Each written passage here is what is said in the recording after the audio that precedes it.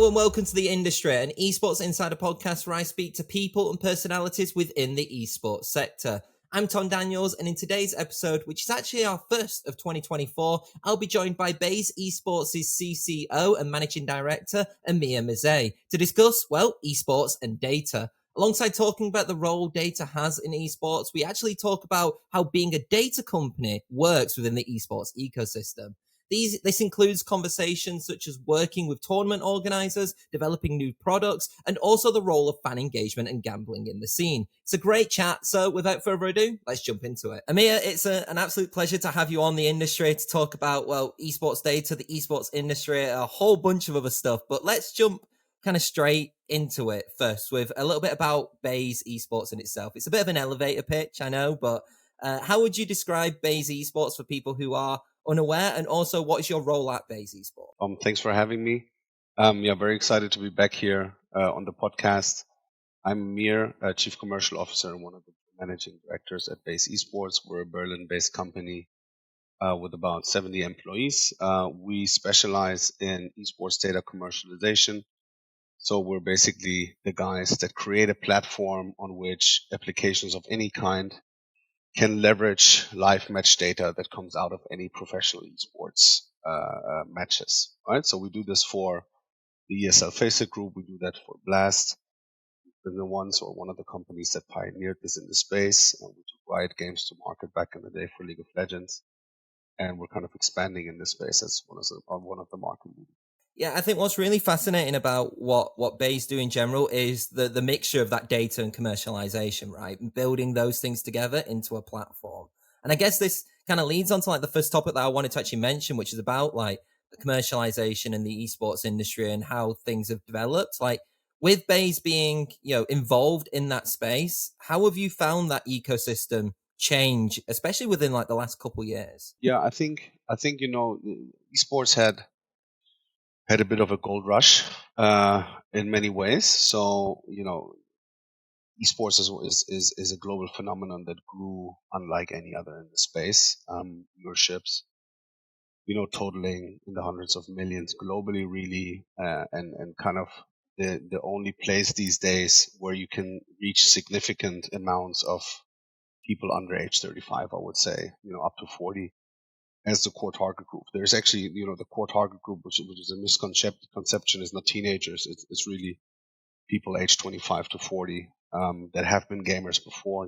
Titles like Counter-Strike, for example, have been in the market for 20, 25 years. And, these guys that kind of grew up and make a lot of kind of the bulk of folks kind of to look at. And so it has grown as a sport, and the professionalization of it has advanced and driven forward a lot.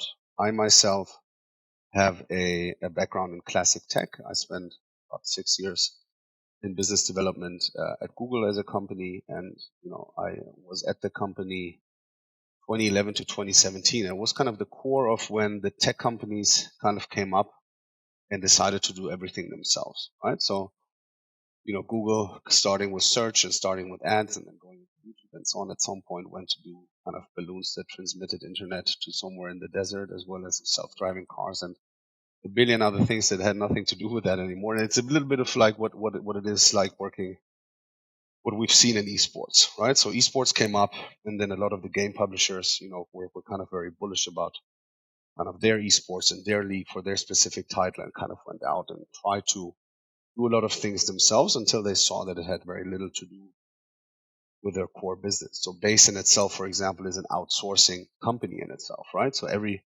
game publisher in itself could technically build data export functions, store that in a proper way, have their own data models.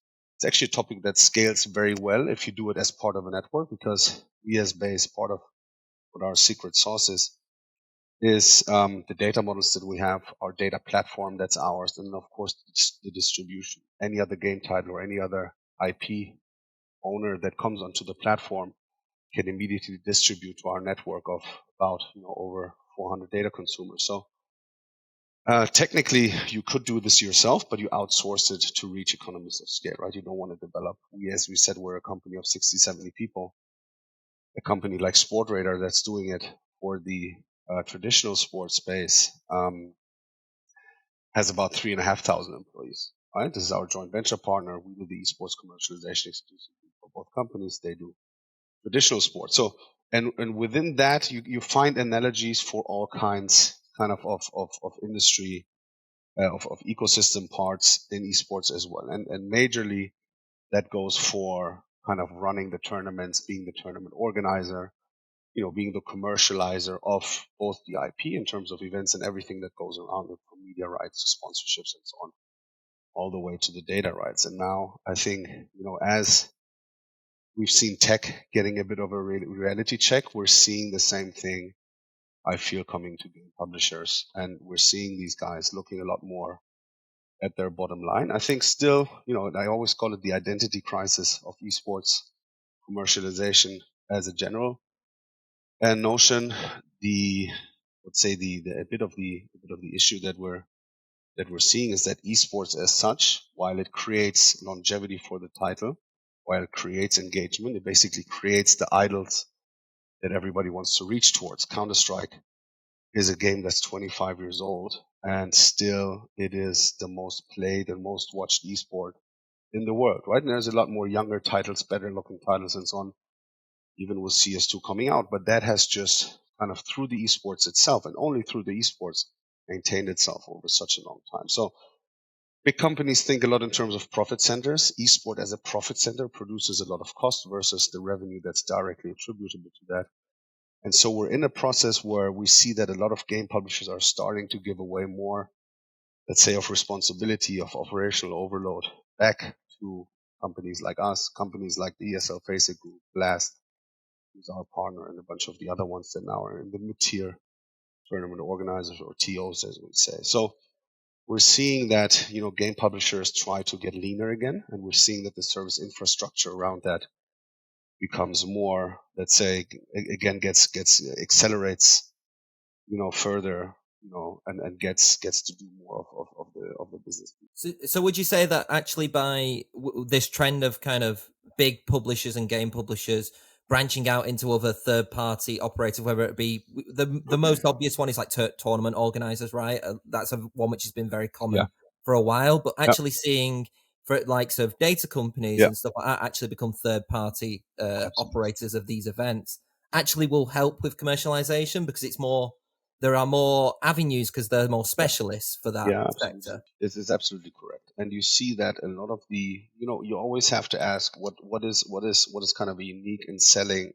What's the USP within my game title or my IP ecosystem, and then what do I have to have as a unique strategic asset to drive my game title successfully? And the answer is not for everybody to have their own OTT video platform, everything developed in house and run like that. What's really the thing that makes it special? And until we get to that point where diversification becomes so relevant, we still have so much catching up to do in just reaching kind of a level, where we're matching traditional sports experiences basically on par or surpass that, even in terms of, developing an esports experience that is esports specific. Now, if you look at, what I mean is, when you look at YouTube or Twitch, which is still the dominant, which are still the dominant platforms in terms of consuming esports, these guys are very low tech. They're very much not specific for esports. You don't have a proper companion. You don't have any kind of statistics. It doesn't really go hand in hand with the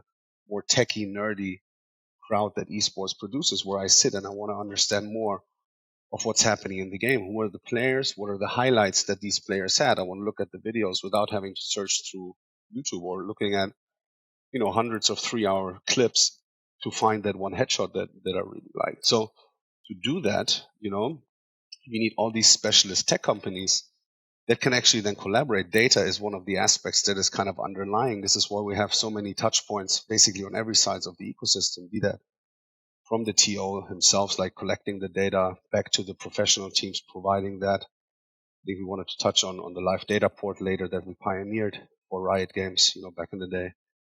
And then all the other touch points, all the way to the betting companies, the fantasy players, the broadcast partners, media rights and so on. Everybody needs data in a unified way to tell better stories. And once we can tell better stories, we maximize viewership and engagement, and then you can build meaningful. And do you think that this is actually more possible because as you said, esports fandoms are getting more older. They are getting a lot more hardcore as well. You know, there are more elite fandoms now because the games have gone out for longer. The esports scene has kind of started to develop a lot more. Do you think that that's why now we're starting to see this diversification of looking more into perfect, like specific sectors of working with different companies? I think what's interesting in that part is that you always go. Let's put it this way: the industry has had its first best practices with Counter Strike, with Dota 2, and with League of Legends. Those are the big three titles still to this date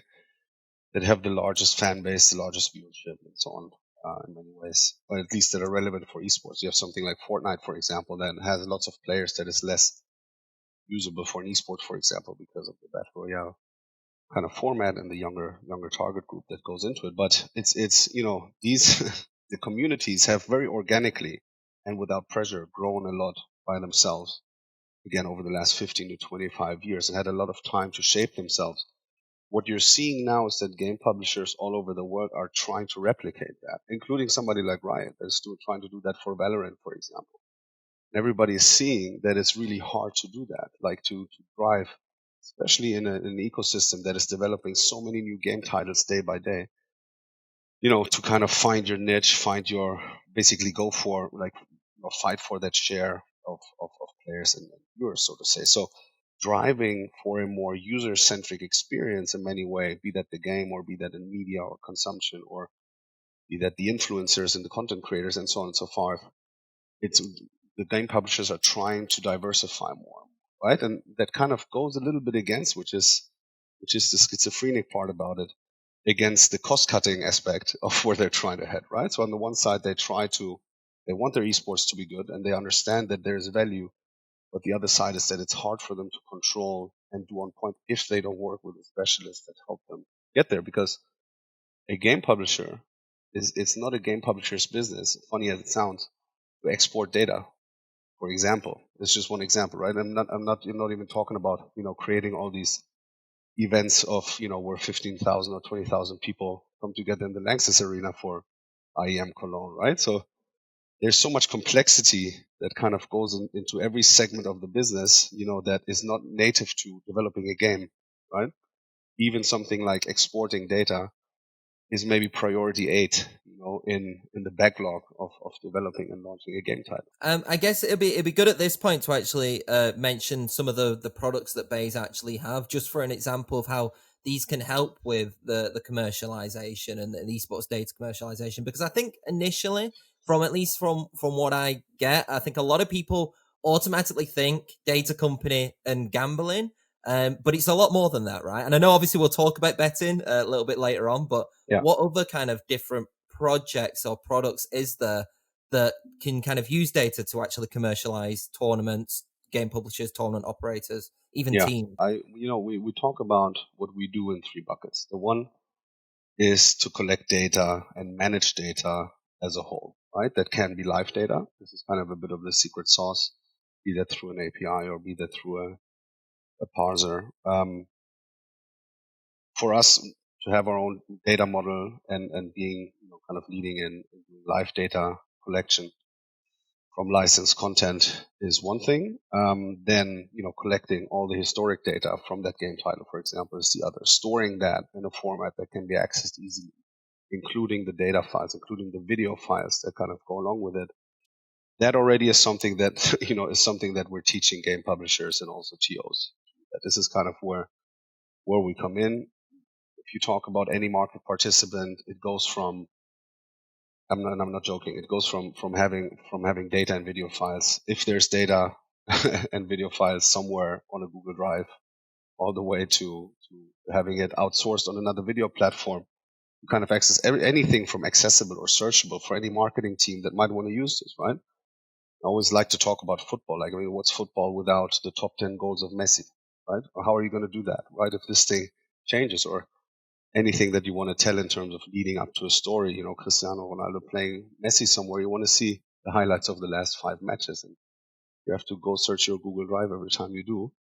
It's not efficient for everybody in the industry, right? So storing and making that data accessible and searchable actually is also technology that we developed for video, for example. is very important, in particular, because this is all digital, right? This is more accurate than any other sport. We have all the data feed and all the events that kind of happens, part of the data models that we create. We can overlay that with video content, and we can make that searchable as a search engine. So this is kind of the one piece, which is data services. Then we have marketing and integrity services, right, which goes a lot into establishing and presenting game publishers and making sure that the esports run on a very high match integrity level. Match integrity, one of the most important pieces, using the right delays, be that for the broadcast that goes to Twitch and YouTube, or go for even on site is something that we're doing. Then supporting on the data side and any kind of research and investigations, up to answering questions in terms of content licensing and presenting, representing the industry as such. This is kind of marketing and integrity service where Bayes itself is also leading. We're fighting, in particular on the licensing side and on the advertising side, kind of false claims in the industry that go against the IP of our partners. We even go as far as taking competitors to court there, as you may have seen. So, and then once these items are set, and these kind of are the basically the introductory items, this is the precondition. At some point, you'll talk about betting, right? Because betting happens anyway, but you want betting to happen within a controlled framework, right? Within regulated markets, within the right players, at the high match integrity, all these things that you basically do to funnel back a part of the revenue that is made with the IP that goes all the way back to the teams and the players and so on. This is an essential part of funding any sport, right? The betting that kind of takes place there. You need to establish that revenue stream, in particular, again, because betting happens either way. It should just happen with an established commercial channel that can lead back into your ecosystem. But the data then that you create and the foundation that we create, you will find within a Google scoreboard. You will find within a media website. You will find, again, within the highlights that you see on a TV channel. You will find kind of in the scoreboards that go onto a broadcast, and so on and so forth, all the way to providing the team back to their own teams, right? What would a Formula One team be without the data that it creates from its own test labs, right? You need to make that available to the team. It's not like, they play a game and the data is there kind of by miracle. You need to have an infrastructure like the live data portal that we created, the community data portal that we created for Riot Games for League of Legends, that made 4 different, the data files, including video files, including the data feeds themselves, making them available to over 200 professional teams for them to get better at what they do, right? So, and then you go into kind of fantasy, and then you go into community websites, something like HLTV used to be a community website once. You see this to some extent, but there's a lot of non-for-profits that kind of are an essential piece still of nerding out and geeking out on the sport, and that in return creates usage and creates fans. So you were talking about how game publishers and tournament organizers are looking to kind of branch out to help with commercialization, but I guess from a Bayes Esports perspective, then how does Bayes Esports look to achieve profitability? Because obviously it's all good helping tournament organizers and game publishers and trying to help low cost, cut costs, but then also get more out of it. But how can a data company themselves start to look towards that more profitability margins within it? Yeah, I think there are certain realities to the market that are important to understand for game publishers. So we have discussions with game publishers, whereas of course they're trying to maximize revenues. Maybe they're interested in getting into betting, which for a lot of them is still kind of a sensitive topic because they don't really, they're worried more about kind of backlash from the industry or the community in a way, monetizing on something like that. Whereas we say you need to bring structure to the betting that's already happening in the gray or black markets, right? You have game titles themselves that need to provide this kind of traction. The reality is that the top 3 titles within that world is Counter-Strike, so CS2, Dota 2, 2 Valve titles, as well as League of Legends. Those 3 by far monetize the best. And then from that perspective, we parted ways with Riot Games beginning of this year, League of Legends, and part of that is that let's say the return on investment that we as a data company and as Bayes, for example, also matures in the space as the industry matures, we're looking to drive more aggressively for our own profitability in the official data space, and as part of that, CS2 and Dota 2 are for us, the most cost-effective kind of content pieces that we can focus on. So we are the industry leader in providing official match data as well as match probabilities for those game titles. We're going to expand our lead. We're going to focus a lot, double down on CS2 and Dota 2 in particular. There's over 10 to 12 other TOs in this space that are either already established or that are moving into the market right now. Esports World Cup has formed out of Gamers 8, for example. It's going to be a massive event with over 21 game titles, playing for the World Cup in Riyadh. And then we have all these other tournaments that are kind of popping up as the market develops more. So we're trying to really identify those IPs that have the highest standard in terms of team composition, prize pool, organizational excellence, of course, but also integrity. And for that, we'll drive. We are going to add probably more game titles along the way in this year, but the money makers are Counter Strike too. Yeah, it's very interesting when you say that, actually, because I guess you can answer the question for this. Then is there a conscious effort on selecting which titles you choose to take on, whether it be with a tournament organizer or a game publisher, because of the return on investment for yourselves as well, not just for the client? That has to be like that. I mean, originally, within the space, let's say the way that back in the day, we basically set the standard for the business model with both ESL, which is now ESL Faceit Group, as well as Riot Games for League of Legends, within a model whereas we pay the IP owner and then we commercialize on the other side. This is a model that was transferred from the big traditional sports leagues. You're looking for kind of the NFL rights that cost you 300 million, and then the Champions League rights that cost you X, and so on and so forth. And then you monetize on that. The difference is, and this is a reality that's very unpopular with game publishers, is that a market has to grow in itself. The football betting market has existed forever, right? If I tap into that, there is a whole pool of existing betting globally that I can just go in and kind of commercialize. In esports, you have to build the awareness for these titles, right? You're basically doing a lot of the legwork, a lot of the groundwork for the game title in itself. We did that for League of Legends. When we tackled League of Legends first in the market, kind of betting on official data was probably 5 or 10% of the market, and we were able to kind of bring that up by quite a bit, up on par with something like definitely Dota and kind of almost in the vicinity of something like CS2. But this was an effort of 3 to 4 years that we kind of built up, right? So within that, we have to be very conscious, especially in a time right now where globally the markets are in recession, and also as a young company still,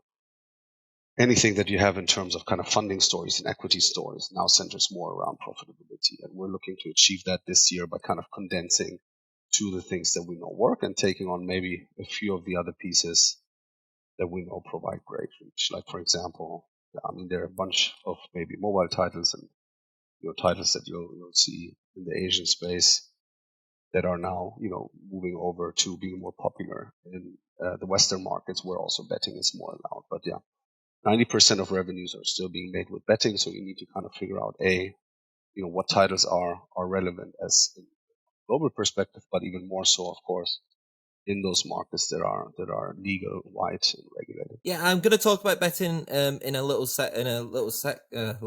Sorry, because I've got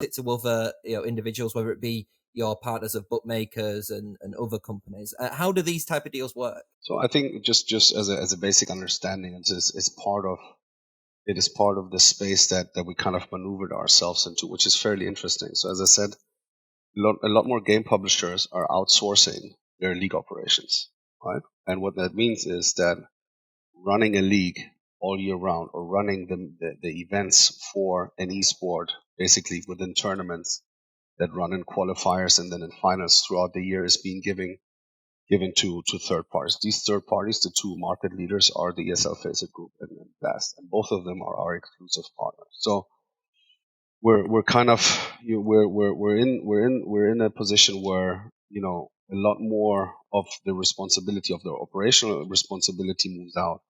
Now these guys get the responsibility to commercialize on the media rights side, on the sponsorship side for the game publisher. So they as well pay a certain part, then they have to monetize. Whether data is being mixed into that is depends case by case, right? So you have, for example, a Blast that has now signed or had last year signed with Ubisoft for Rainbow Six in terms of running the event. And, this year you're seeing kind of Epic also somewhere in the mix there. And then you have other folks, so Epic, for stuff like Fortnite and for Rocket League and so on. And then more game publishers are kind of in the same conversations, saying, do we league ourselves, do we commercialize data, and how do we do these things? So we have partnerships then in return with, if they have the data rights, right, we can have a partnership, build on the partnership that we have with the EFG and the past. And then we basically have our commercial arrangement with those guys. We get exclusive access through our technology to extract the data live, and we can commercialize that and basically distribute that with our data products based on that live data that only we can access undelayed. And so, I guess then to move on to then the betting scene, how it may sound like a silly question, but I don't think people are a lot aware of it. How important is it to have live data to bolster betting markets? Yeah, I think it's very important. It's a very important question, and this is something that we've been trying to create awareness for the last 4 years, really. That Bayes has been marketed, from the outside.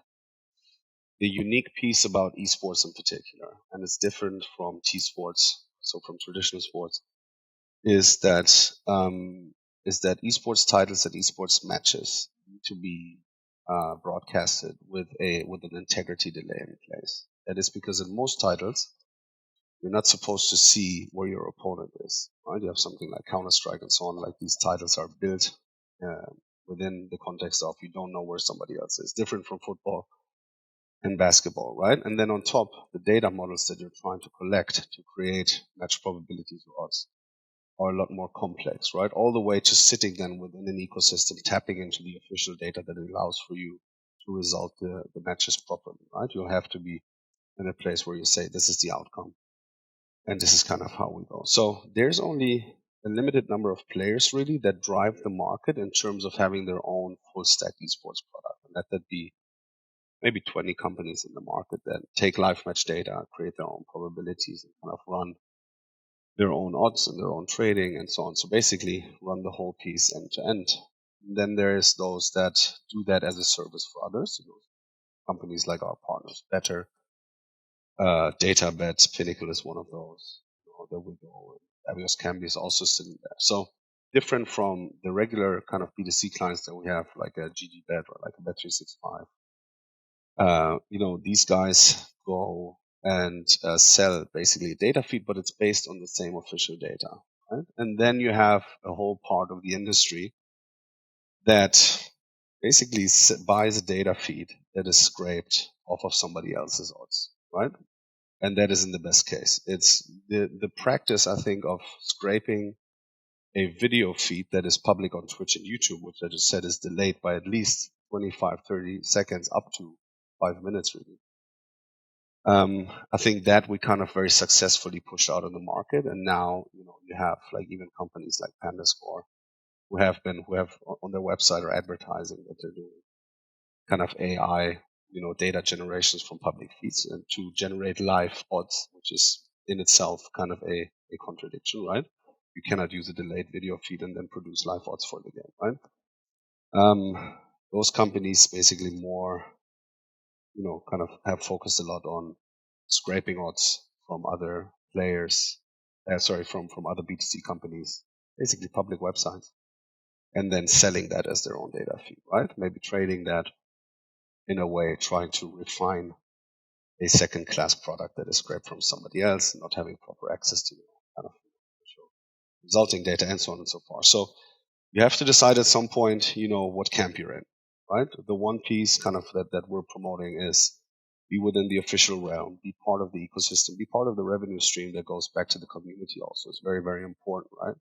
There's companies making millions on the back of basically an unofficial data feed that doesn't pay anything back to, what the original purpose is of this is to help the ecosystem commercialize and grow, right? If there's betting happening, which always has to happen within a controlled environment, it should at least also benefit the players in the market that produce the value.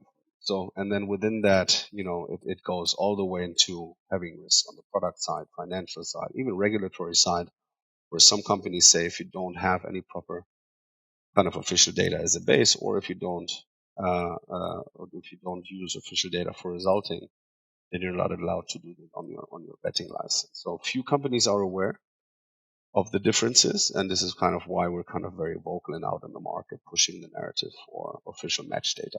Do you think that that is why the fact that there is kind of this locked door sometimes with game publishers and official data? There's with football, for example, you can kind of collect data from a football match by being essentially at a football match, right? Where it's a lot harder doing it on a video game, which is run by a game publisher. Do you think that's why traditional betting markets are a lot more advanced, especially in the live market space, than esports market? Yeah, it's a very good point. I mean, the availability is one thing. One of the points, of course, history. I mean, everybody's been around. You don't have to explain football to somebody. They grew up into it. Everybody's an expert, and football betting.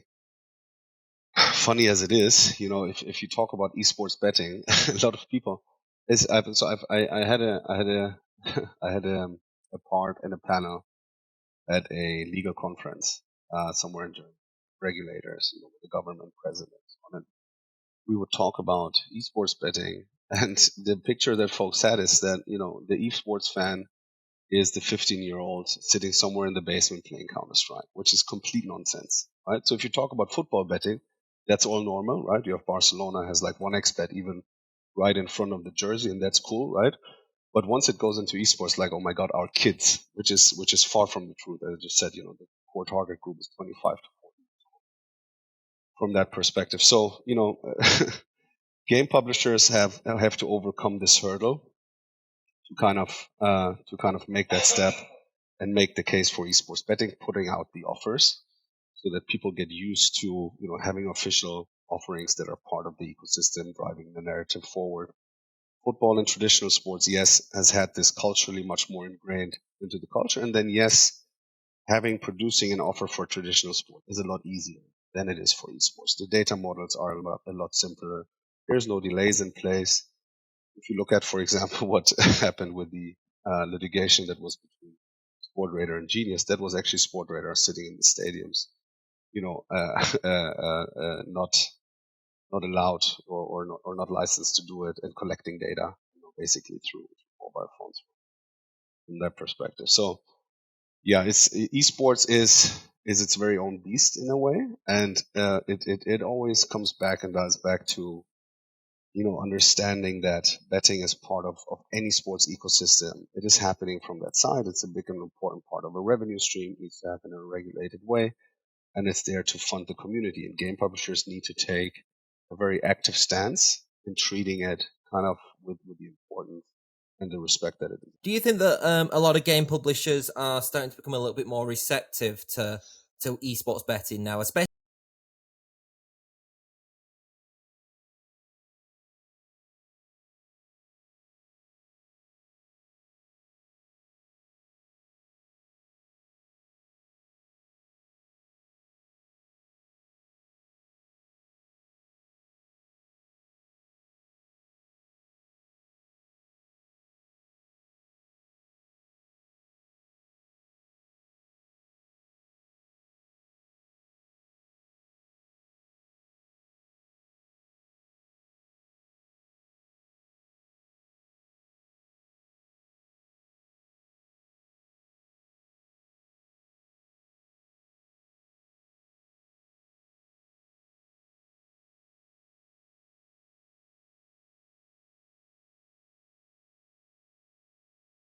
enough from that side.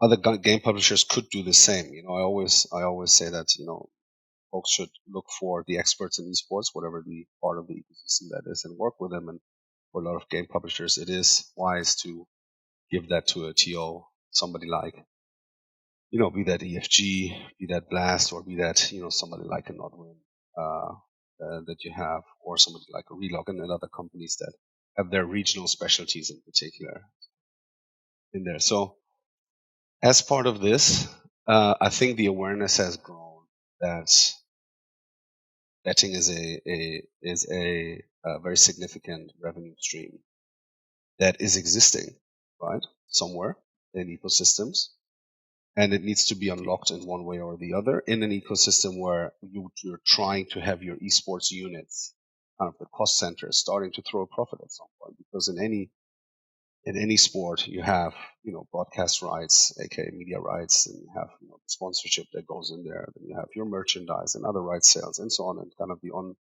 venue events and ticketing, and all the way to kind of the data rights. So that it's always a mix of items that you need to monetize, and you cannot neglect one of them, and particularly not one where esports in general is struggling to show its profitability, so to say, kind of in the books. And game publishers, not just from awareness perspective, but also out of necessity, really, need to show that they can make this work now. So, there are companies like Ubisoft, for example, that traditionally, had a very long path and kind of consulted for a very long time about betting, and just this year will be coming around to offering an official data product from that side, right?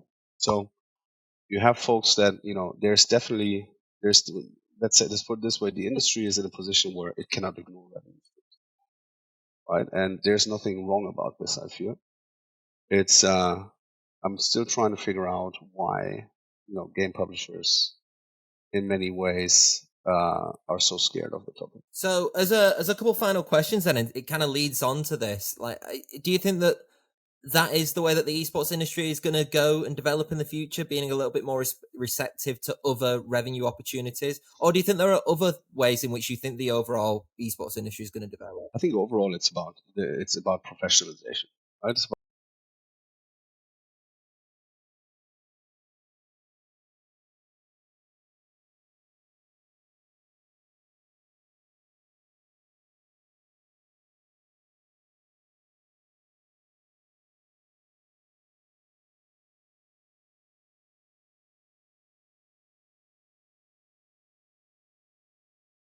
game titles pop up. Mobile Legends, I think, had the most viewed concurrent viewers with over 5 million watching one of their events in parallel just recently. And so you're coming out with more game titles are kind of popping up, and they're looking for that blueprint in terms of how to commercialize, and what that blueprint is needs to develop over time. So the professionalization of this and the acceptance of certain best practices, this is how things are done best, need to travel in terms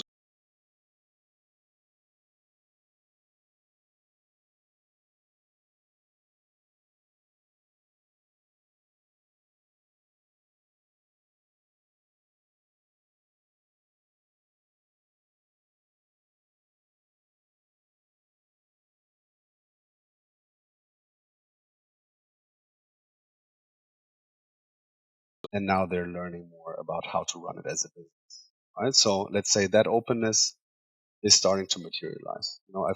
I've seen this really in every industry. As I was at Google, I was a business developer, as I said, and we had a lot of the new topics back in the day for the retail industry. The retail industry for a very long time, I remembered, where it's just it's just let's say the most entitled business partners that you can possibly imagine. They've been selling their retail inventory and their display basically for ages, and everybody that came and wanted part in one of the retail stores, basically had to beg and ask for it, and they were not used to Amazon basically eating their pie, right? But they were also too, let's say, they were not fast and agile enough anymore to kind of react to this. So I always say Amazon should have been any other retailer but Amazon, right? Everybody ridiculed it for a very long time, and you have the same with Tesla.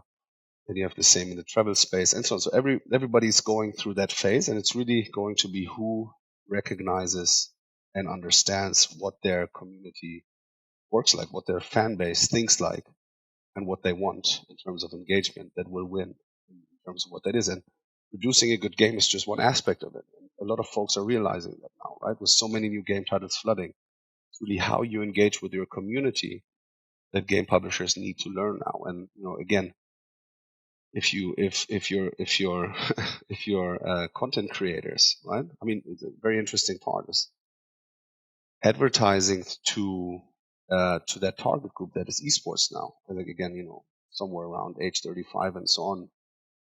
Any traditional sport is declining in viewership and engagement, right? So esports is really that title taking that spot in many ways. But these guys don't watch TV. These guys don't read the newspaper in a way, like in a traditional way, right? You're come on your iPad, computer, apps, Twitch, and YouTube.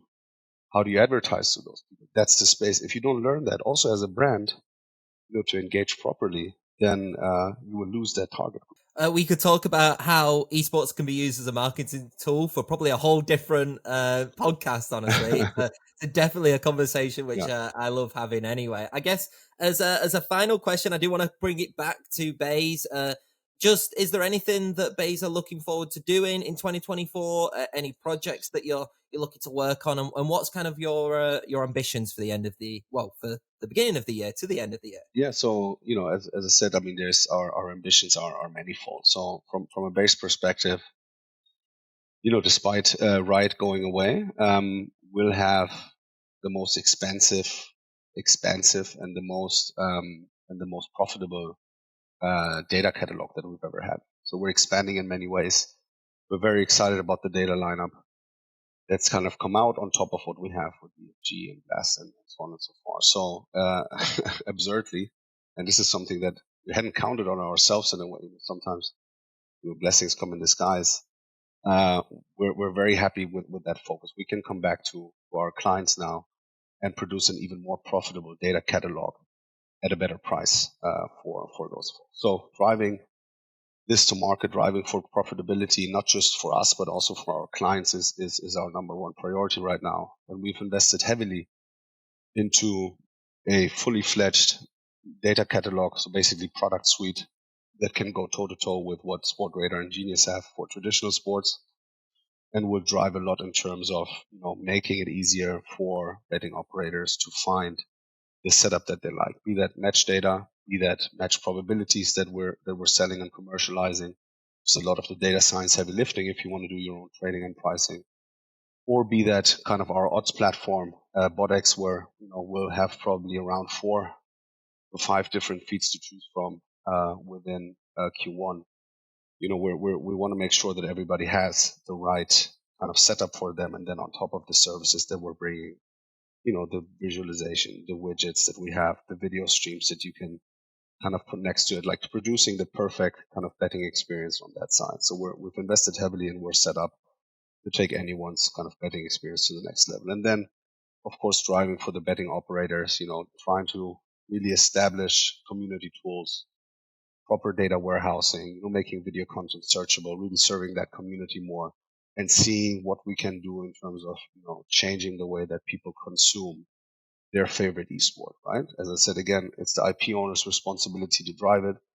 We have the tools to make it, and we're trying to get the experience, like together with the IP owners, closer to what it is for an NBA or what it is for a Formula One, and so on and so forth, in terms of not just talking about the highlights during a match, but building stories, narratives that are data-driven, visual, leading up to a match, and then post-match kind of going out to it, being so much better at driving player profiles, and so on and so forth.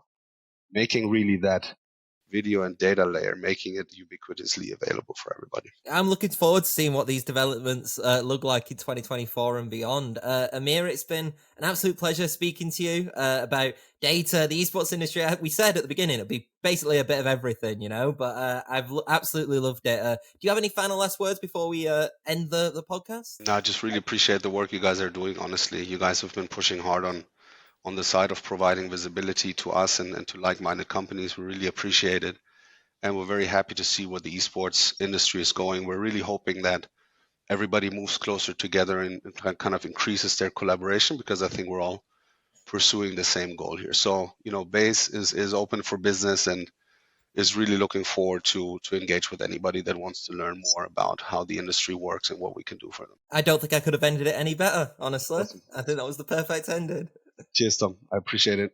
Thanks for having me. And that's it for today's episode of The Industry. If you want to know more about the different facets of the esports sector, then don't forget to check out our many other podcasts that we've done on Spotify and on YouTube. And while you're there as well, if you want to subscribe or drop us a follow, then that would be amazing. But without further ado, I'll see you next time.